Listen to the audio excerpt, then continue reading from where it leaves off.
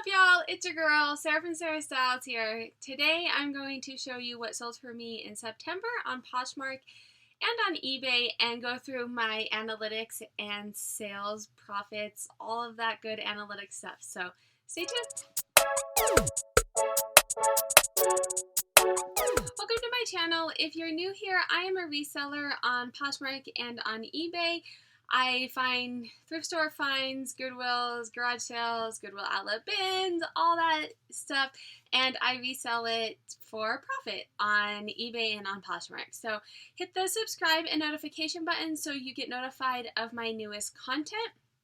If you're not new here, I have a little announcement to make. I have been posting every week on YouTube, and I am a stay-at-home mom of 3 and resell part-time, and it's getting to be a lot.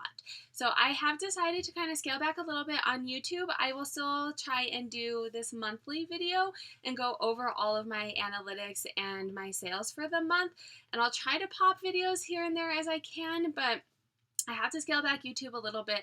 I will be on Instagram still. There's Instagram. I'll leave it in the comments down below, and then also on my profile there's a link to my Instagram. And I do IGTV videos, hauls, quick tips and tricks, so you can still get a lot of that content. I post every day, tips and sales and data. The same type of content that you're seeing here, I post on my Instagram. It was just getting to be too much with Instagram and YouTube and Posh and eBay and 3 children. So I've decided to scale back a little bit. So I'd still make sure to subscribe and hit notifications because there will be new content, just not at as fast pace as it was before. Today we are going to be talking about my September sales. What sold for me in September? What were my numbers? What did they look like? All that jazz. Before we get started, so the way that this works, I go over my stats, my profit margins, all of that information, analytical information, and then I will show you items at the end that actually sold, what the item actually looks like, and kind of talk a little bit more about the item, where I got it from, that kind of stuff. So definitely stay tuned through the very end because you get to see a lot of the actual items that contributed to my numbers. I want to talk about, and leave a note below, always give a thumbs up and comments if you have questions, thumbs up to let me know if you like it. I wanted to share the U.S. Census data that I look at. And let me know if you're like, Sarah, this is too much data, like, it's not helpful, it's too much for me, or if you're like, oh, that's interesting, keep up at it. So let me know what you think about it below. Two quick, let me pull them up. 2 quick charts I want to show you. So the reason that I look these, and I'll put them up here, 2 reasons that I look at these. Sometimes there's factors that are out of your control, and it's good to know what's happening on a bigger level when you are looking at your data, when you're trying to build a business model, when you're trying to come up with strategies. And so there are things that are in your control that we talk about all the time, like listing and sharing and finding good inventory and all of that stuff. That's stuff that you can control. But then there's things like politics and natural disasters and things that, on a high economic level will impact your business, and you don't necessarily have control over them. And so that's why I like to look at economic data. 2 quick graphs, and then we'll move on to my data. This one right here is percent change in retail and food service sales from the previous month. Whew, what a mouthful. What does that mean? That means food services and retail, they lump it all together into one for the entire United States, how much growth in 1 month from the previous month. And you can see, I circled it for you, in August, it was down. There was less growth in August than there was in previous months. So that's not great. It doesn't mean like, oh my God, go find a different business to be in, but it'll kind of help you see what's going on. And if we're noticing these trends month after month, then you may have to think of different business strategies because maybe we are going into a recession or people are spending elsewhere, or lots of other different things. So it's just kind of something to think of in the back of your mind. This is retail and food services as a whole for the entire United States.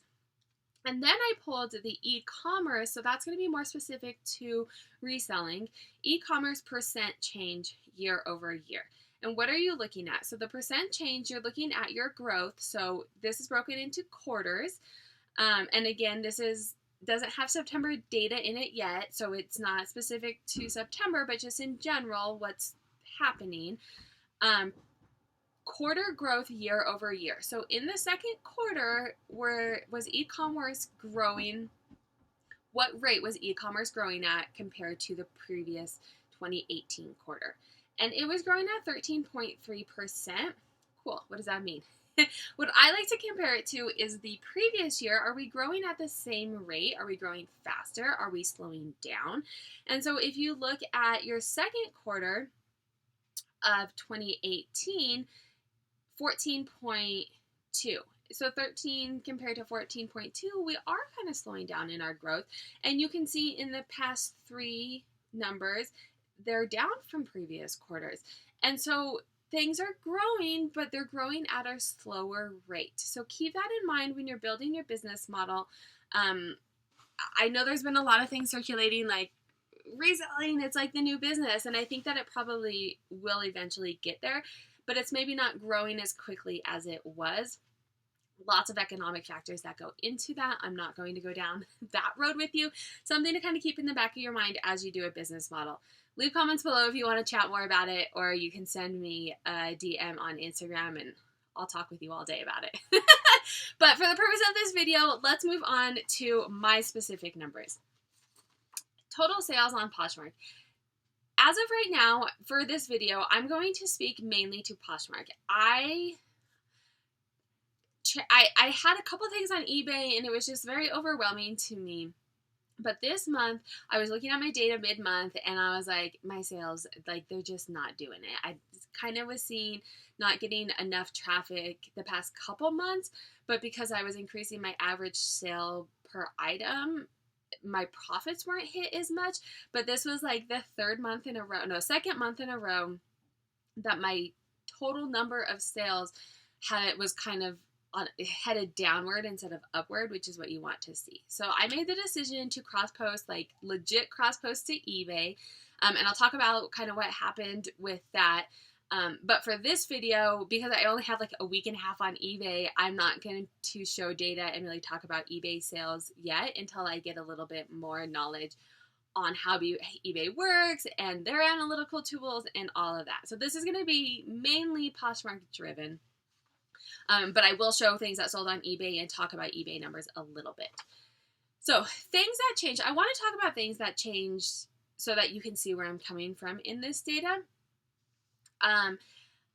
In September, kids were starting school. Life was chaotic. I probably was not on doing things quite as much as I had been in previous months. So that's something to note, especially on Poshmark, a social app. I have a bundling strategy and I'll leave it down in the comments below. I wasn't as aggressive on the bundle strategy and just other general being on there all the time things. I have my notes. There's a lot of content. I don't want to forget to say anything. So I was doing less of the bundling strategy. And then also as far as Poshmark goes, I did decide to start cross-posting, which took time away from Poshmark. There's only so much time in the day and I had less time to be social on Poshmark. But that was towards the end of the month and I was noticing a lower number of sales, people buying quantity of items on Poshmark. Did you notice the same? I'm wondering if it was just me, or I'm also wondering if I have been increasing my average sale price, that maybe that is driving people not buying as many items, right? Like you're more willing to buy something for $20 than you are to buy something for $100. So that could be driving down my total number of sales as well. So let me know what your sales look like for the month. Were you noticing that they were less total number of sales? How many items you sold? Were they less than they'd been previous months, than previous years? What do you think contributed to that? So my total sales were down 19%. However, if you have my analytical dashboard or you've been watching my videos, you know that I have a simulator. And I put in the dollar amount that I want to hit for the month, and it'll tell me either you need to sell these many items, assuming you keep your average sale price the same, or you need to increase your average sale price to this amount, assuming you can sell that the same amount of items. So I really, really use that. When I am outsourcing, I've really been working hard on increasing my average sale price. I will keep that number in mind, and I have a video on Instagram on, how exactly I do this for each item. But I will go through and pick out items, and then when I'm at the thrift store, I will say, here is what it's comped at, here is what I'm spending on it, here is how much Poshmark takes, and is that dollar amount left over, the profit that I'm making on that, is that hit what my simulator tells me or higher? And if it does, then I will get it, and if it doesn't, then I don't. But it is helping me increase my average sale price. I have been doing this very strictly for 4 months, and in those 4 months, I have increased my average sale price, so how much each item is selling on average, 68%. Like, 68%, that's a big number. And it was very helpful this month, and even last month it was helpful because I'm not selling as many items, but I'm selling them at a higher price. And so a couple reasons that I like this: my total profits are about on par with the average, my year-to-date average.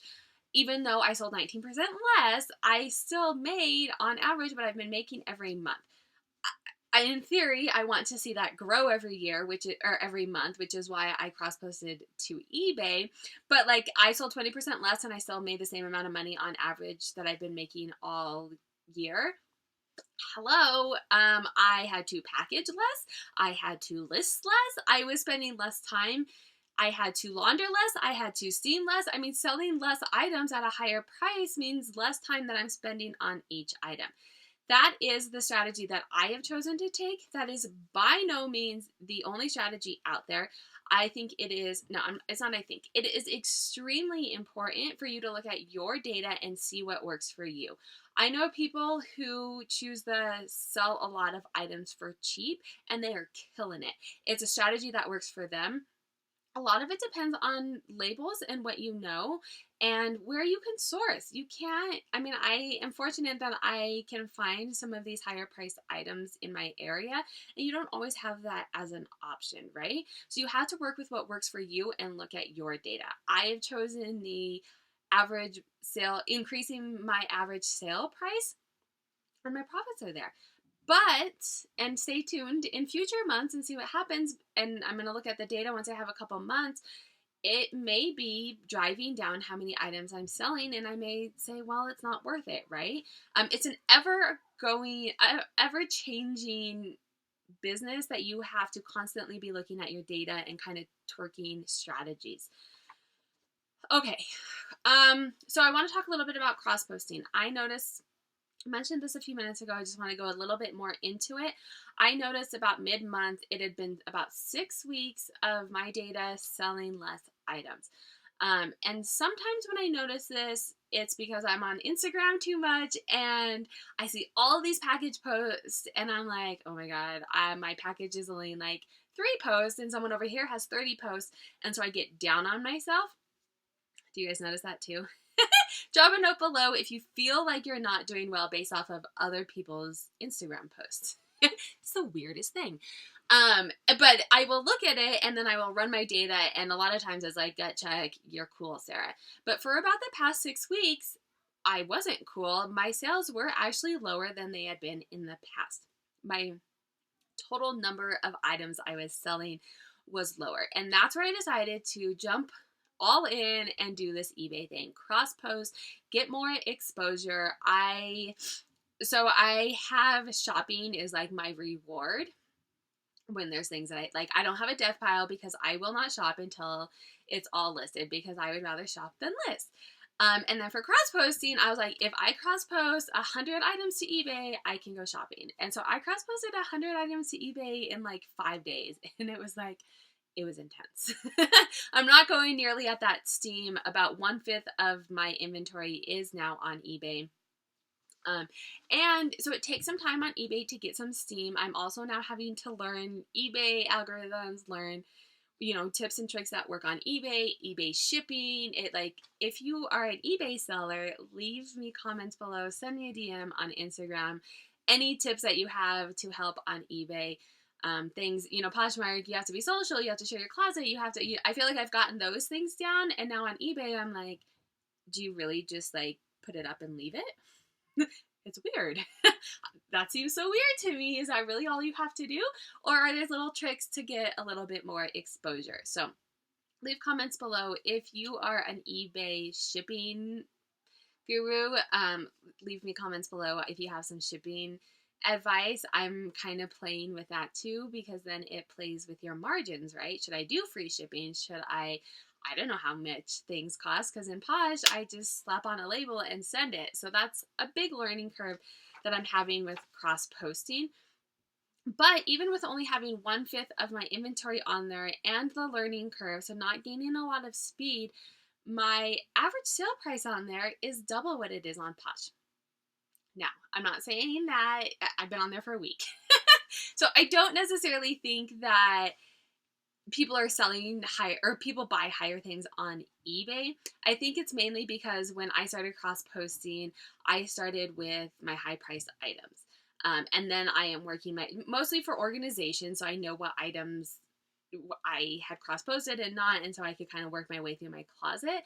And I started high because if I'm going to be spending more time cross-posting to eBay, I want more profit. So I started high. So I think that's probably why my average sale price is much higher on eBay right now. But stay tuned. I'll keep you posted. And what I found was funny, I mentioned this in Instagram, but I'm curious to see your thoughts too. I feel like Posh, social media in general, I've read articles on it, is they create it to be this addiction. Think about like the swipe down to refresh and see more notifications. It is absolutely like at a casino when you are, doing this and you're like, oh, I'm going to get this time. I mean, I read an article that they make it addicting. A lot of the stuff in it makes it this addictive thing. And Poshmark is a social app. And so I feel like, and this is just my theory, I'm curious to see if you notice the same things too. I feel like they've made it kind of addictive, right? And so when I was cross-posting a lot to eBay, I was like, my sales on Poshmark kind of picked up. And I feel like they kind of had this algorithm or something to make it addicting, like, hey, you better not be leaving us. Like, come back, let me give you a whole bunch of sales so that you're addicted to me again, right? Maybe it was coincidence. Maybe I'm making that up. But that's, in my mind, that's what's happening. Okay, so focusing on my average sale price. That is a strategy that I'm currently working on. Like I said, everyone's data is different. Everyone's strategies are different. That's why it's very important to look at your data and see what works for you. Try something out, see how it's working. Right now, I am working on my average sale price. It has increased 68%, as I mentioned. Let me show you. Let's look at some other stuff. Bundles. Bundles, actually this month, let me pull it up. So I'll put it up here for you guys. My bundles this month are 23.6%, which is high, but for me it's actually lower. And this is because my bundle strategy, I was not nearly as aggressive with this month as I've been in the past. In the past, every single person that likes something, I send them a note, I create them a bundle. Hey, you get a free item with purchase, blah, blah, blah, blah, blah. You can watch the video down below on my bundle strategy, but I was very aggressive with it. I didn't have as much time this month because kids were starting school and then I was cross-posting. So that's absolutely why that's down. Although, again, my average sale price per bundle was higher. Is higher than it was before. And I think this is for two reasons. One, as I've mentioned in the past with my bundle strategy, people aren't asking for as much of a discount. So my bundle average sale price was staying high anyway. And then just in general, the inventory that I'm bringing in is increasing my average sale price. Offer for likes, 5.6%. That's really low. And do you want to know why that is? I have a video, I think a couple weeks ago I released it. I'll leave it down in the comments below. If you have the analytical dashboard, you have access to my Facebook group. We talk about the dashboard. We do these deep dives where we're like, let's try the strategy. We can all try it together. I analyze the data, and then we come up with, how did the strategy work? And we did one on offer to likes. And we tested, sending an offer to like out 15 minutes after a like, or sending it out once a day. And what we noticed was neither one made you have more sales, but if you were sending it out once a day, your average sale price actually increased. And I think it's because people who want something will send you an offer, or they'll just buy it right now. And so oftentimes they buy it right now, which is higher than the offer that I would have sent, or they send an offer much lower than I would have sent them. So I actually don't mind keeping my offer to like lower, as long as my profits stay okay and as long as my average sale price is increasing. 87.3% on offers and other offers. So these are either counter offers or offers from the buyer. Poshmark does not split it out. And then buy it now is 7%. What I want to know on all of these, every single average sale price broken out by these strategies is higher than my year-to-date average. So my average sale price is increasing across the board. And I want to talk a little bit about how I'm doing this and how I'm using the data to do this. I'm going to talk about my top brands. I look at my top brands, I look at my top categories, and I am going to my top categories that are selling at higher prices. I am going there, and I'm mainly picking up those items unless I find like a huge bolo brand in another item, if that makes sense. So like, let's go through it, and then hopefully it kind of all melts together and makes sense. So my top brands, let me pull it up so I can look at it. My top brands, I'm going to give you a cumulative. If you follow me on Instagram, I kind of break this down a little bit more by each. There's a lot of categories to look at for your top brand. Your top brand, because there's a lot of different strategies. Your top brand by average sale price, your top brand by total quantity sold, and then your top brand, you put those two together, by total amount sold. Depending on your strategy is going to depend on which one you want to put more weight in. I look at all of them and I kind of come up with like a bolo brand list for you guys for this video. And so it means that I sold a lot of them, and I sold them at a high average sale price. My top ones for September were Vintage, Coach, Michael Kors, and Fry. And something I want to point out is Coach and Michael Kors are purses.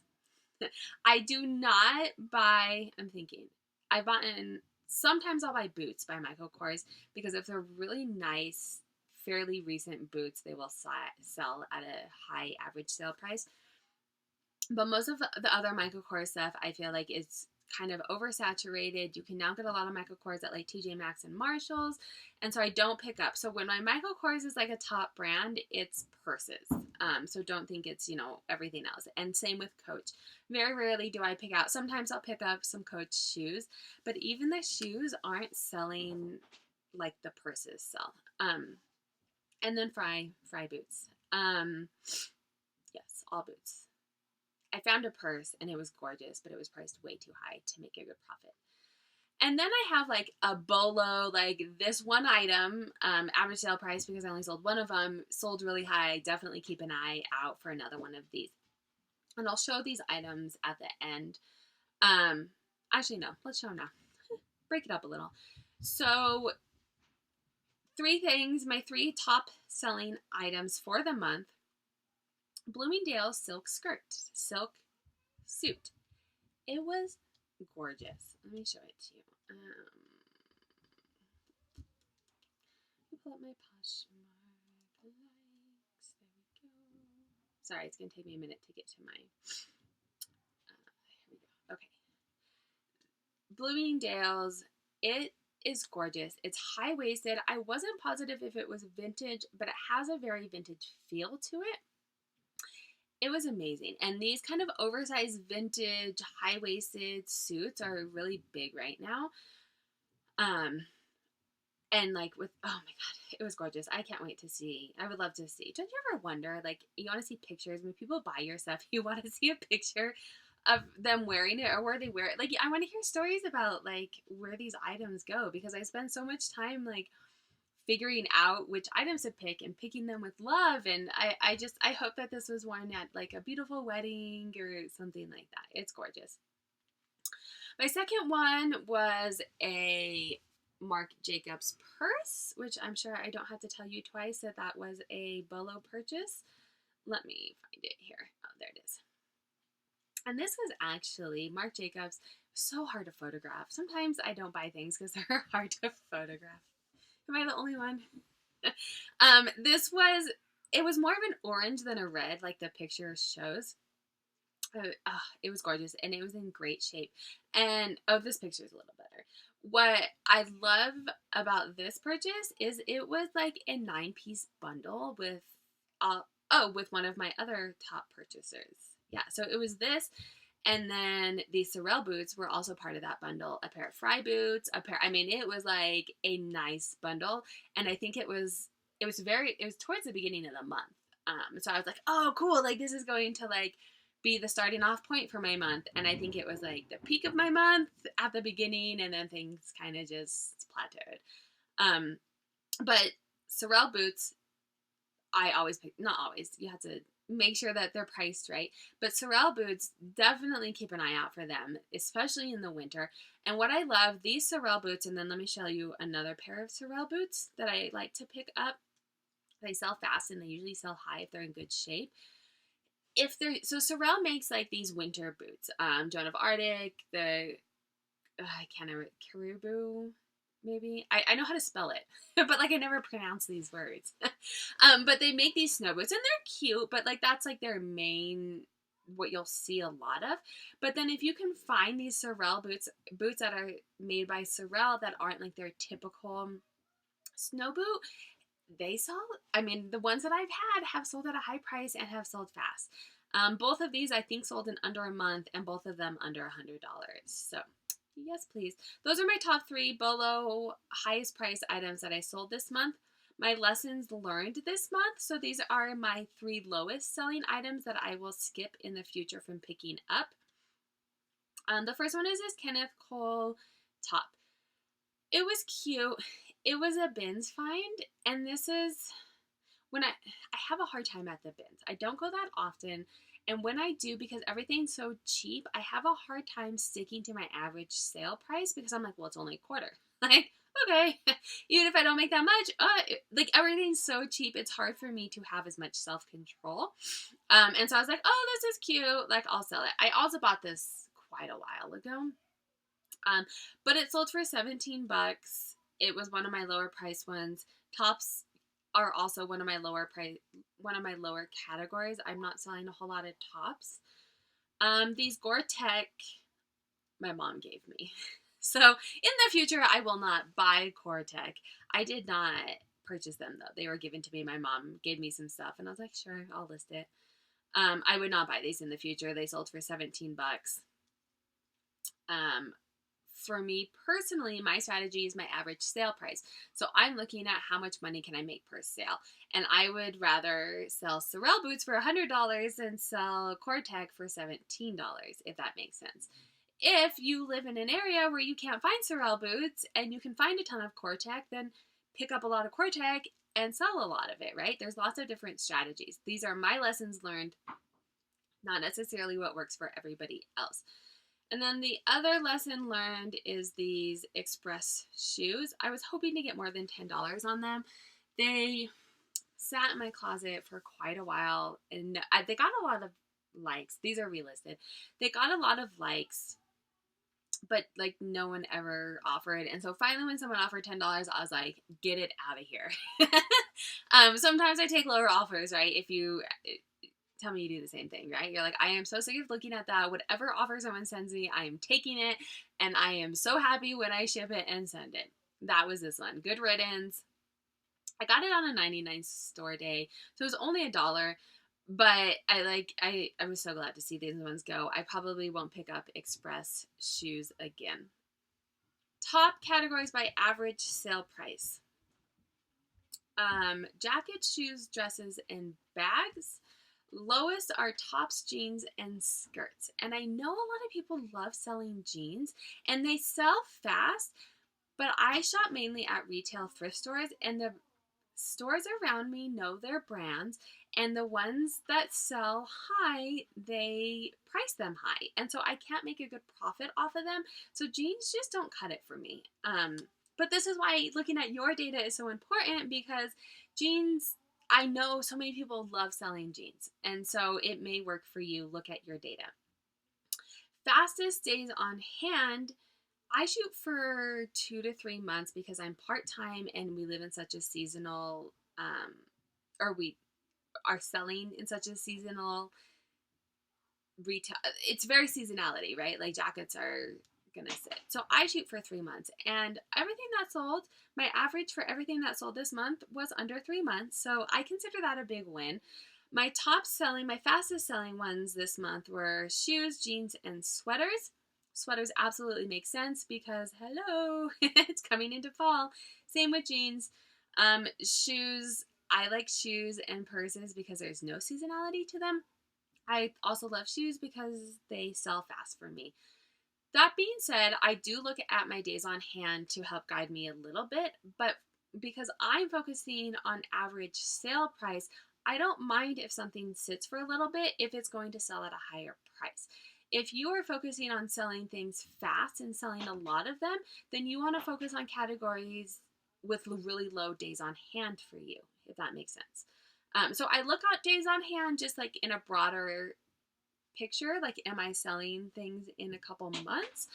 If not, I need to rethink about what I'm buying. But if you're trying to sell things, a lot of them in fastly, then you probably need to hone in. That would be a really good metrics for you to look at. What sells really fast for you? I think that's it. So let's look. That's my analytics for the month. I do want to point out one more thing just because I think it's fun to look at.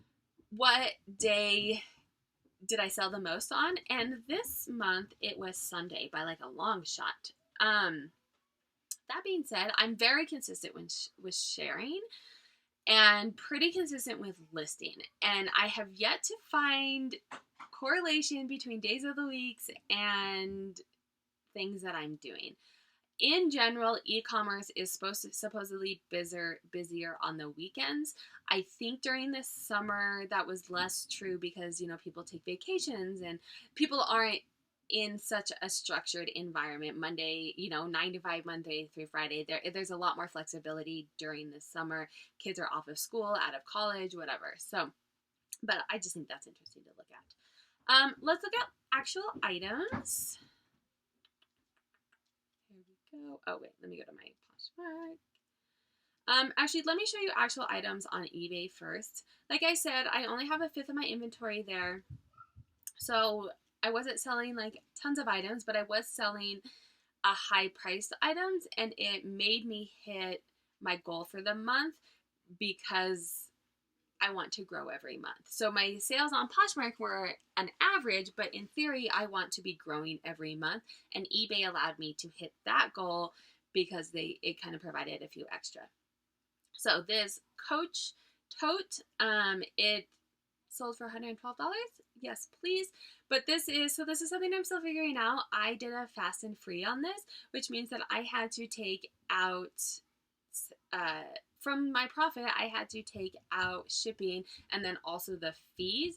And so I'm still have to work on, what to price things out, how to figure out what to ship, and best strategies around that. Where on eBay or on Posh is like 20% done. Like that's all you have to think about. The next thing that sold, and I knew these would have been a better eBay. It's way more visibility. They were amazing. I showed them in one of my, oh my God, these are so amazing.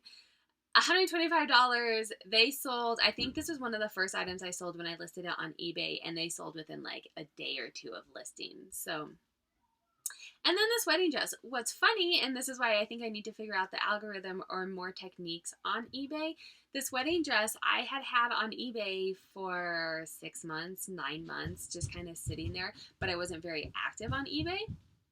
And this sold within like 3 or 4 days of me listing, like 10 to 20 items a day. So I think there is something with eBay where like if you're listing all the time and you're active and all that you're getting more visibility. hello, sir, can you talk? You're getting more exposure if you're on there more. So those are little things that I had to figure out on eBay. Items that sold for me on Posh. I'm not going to go through every single item that sold. I picked a couple that I wanted to talk about. This dress. So dresses, like I said, my top category. Did I tell you? Yes, my top categories: jackets, shoes, dresses, and bags. This dress was Banana Republic. It was gorgeous. Sold at a good average sale price, and I'm pretty sure I only had it for like a month or two. Doc Martens. These are my first pair of Doc Martens.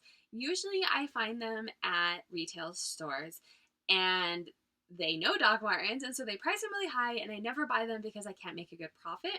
I found these ones at the bins. I was like, okay, I'll try them. I've never sold Doc Martens. I have an 80-20 rule. I'll pick them up, see how they sell. They sold in like 2 days. So yes, please. I will be keeping an eye out for Doc Martens. Vintage, like I said, is one of my top sellers. If a little trick, you can see kind of some of my picks right here that I need to list. Halloween is coming up, right? The Halloween sections, a lot in my area, the Halloween sections are like half vintage finds. Like this 80s prom dress was in the Halloween section, and people will be buying it for Halloween, but then also vintage is really big right now, and so I am hitting up the Halloween sections in all of the stores looking for costumes. So put costume in the title and in the description, but also because it's big right now. I sold this one, and I don't know if it was for Halloween or, a lot of people have like 80s parties and like an 80s prom, and vintage is just big right now. I love 80s vintage. Here's another dress. This was beautiful. I mean, not a whole lot to say. It was an Ann Taylor. I'm pretty picky about my Ann Taylor. Only like really nice fancy dresses will I buy. Ann Taylor, like the regular dresses, don't sell as high. They do sell, so if you're trying to sell a lot of things, a strategy for you. This vintage jacket, it was amazing, and it actually sold to a friend of mine, a hairdresser friend that I used to do hair with, like, I don't know, probably 15 years ago. Isn't that amazing? Like, this social media world, she saw it on my Instagram and bought it. Michael Kors, like I said, the Michael Kors and Coach are my highest average sale price because of purses. So here's a Michael Coach purse. Here is a Coach purse. I'm actually fairly surprised that it sold because it's more like a spring color and coming into fall, but I'll take it. This skirt. I wanted to show you this skirt because it had 192 likes before I got an offer. Like, that's ridiculous. I have never had an item have that many likes before it sold. And it wasn't even sitting for that long. I think I had it listed for like a month and a half. So what I'm gauging from that is this style is in. And I know that this style is in. But this schoolgirl, the Clueless, I don't want to date myself too much, but I love Clueless. I was actually her share one year for Halloween in like the 7th grade. But that whole style is kind of coming back in. And that 192 likes tells me that, right? It tells me that people liked it. Finally, I got an offer. I was hoping for more than $24 on it, but considering the retail price is only $70, I mean, that's a pretty good return. This dress, I had never heard of the brand. I felt the fabric, I looked at the label, and I was like, that looks nice. Let me look it up. It is MM LaFleur. Also something that tipped me off, made in New York. So things made in the US typically are nicer quality and something to look up. Its retail is $268 and it sold for $60. It sat for a little bit, but that's because I picked it up in the spring and it's long sleeves. So once the fall hit, it sold pretty quickly. And then this one, I want to bring this up. Again, I'm going to talk about Halloween. Halloween, I love Halloween. Love Halloween. It's one of my favorites. It is my favorite. We do so many Halloween things in October. It's crazy. But this dress. I picked it up because it was gorgeous. I had no idea what the label. I didn't even look at comps. I picked it up because it was amazing. It fit me really well too. I was actually a little sad when it sold because I was hoping something would come up that I would be able to wear it to. And I love like backless things. My point in this dress is I found it in the Halloween costume area, and I put costume on the label or on the title and Downton Abbey. So I have a group of friends, Poshers, and we have a hashtag. I'm trying to think. Girl Boss Poshers. So follow us on Instagram. We were chatting and someone was like, the movie came out, that dress, like, put Downton Abbey in the title. I put Downton Abbey in the title. It sold in 2 days. So if you have anything that looks remotely like Downton Abbey and for a costume for Halloween, go add those to your titles. And it sold at a good price, right? And apparently that brand is a nice brand because I have it listed as retail was like $700. So good find. I think it was silk too. That always knocks you off that it's a nice brand or a high price if it's silk. So those are some of my things that sold this month. Let me see if there's anything else I wanted to show you. That's it. Thanks for joining me. Like I said, I am moving more towards Instagram. I'm staying the same amount on Instagram, but less time on YouTube. I focus on data analytics. Everything that this channel is, I focus on my Instagram, but it's easier for me to like post once a day than go through and make these videos because I have to be away from the kids and editing, and it's a lot of work to do YouTube. So I am doing less YouTube, but I will still have the same content on my Instagram. So definitely make sure to follow me over there. Anything that I talked about will be down in the links below. Share what happened for you in September. How were your sales? Were you noticing the same things that I was noticing? What strategies are you using? And is the data showing that it's working so that other people can try it as well? This is a community, so definitely if you have questions, other people might have questions too, leave those down below too. Give me a like if you like this video, and I'll leave a discount code for the analytical dashboard at the end of the video. Have a good day.